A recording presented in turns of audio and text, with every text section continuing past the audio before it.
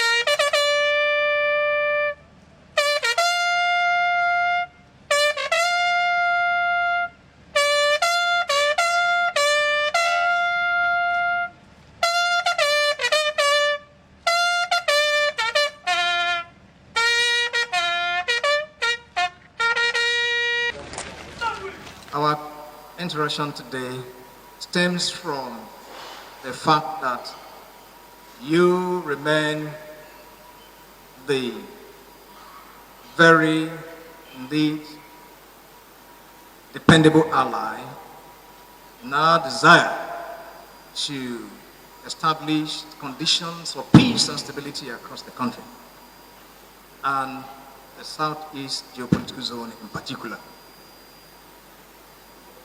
I have said this before, and I thought it bears repetition to indicate that you are the most qualified, in my view, amongst the various stakeholders who have interests within the matrix of peace around the matrix of defense and security of our nation.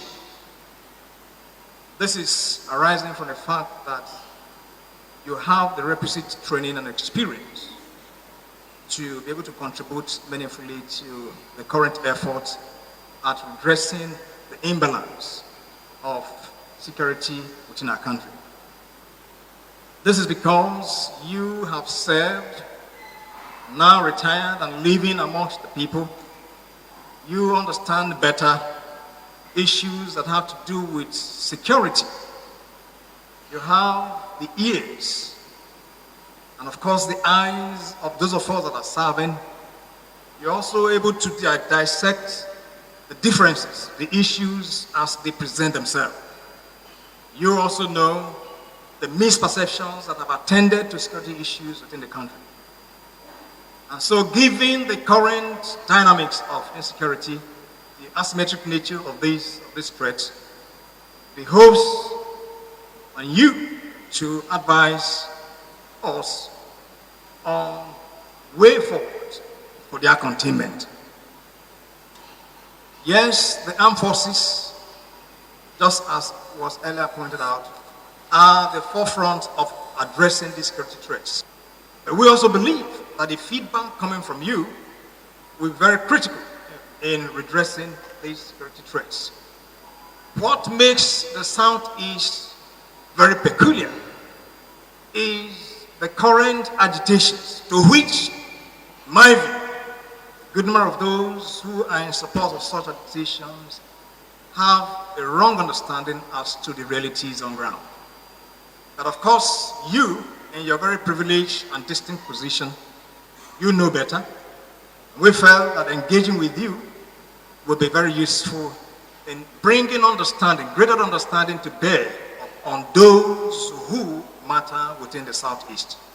And I believe that you remain loyal because, as I've always mentioned, that because you have served, because you have shown a lot of patriotic zeal, you remain sold out. You and I, of course, those of us that are serving, and you remain sold out completely to unity, faith, peace, and progress of our nation.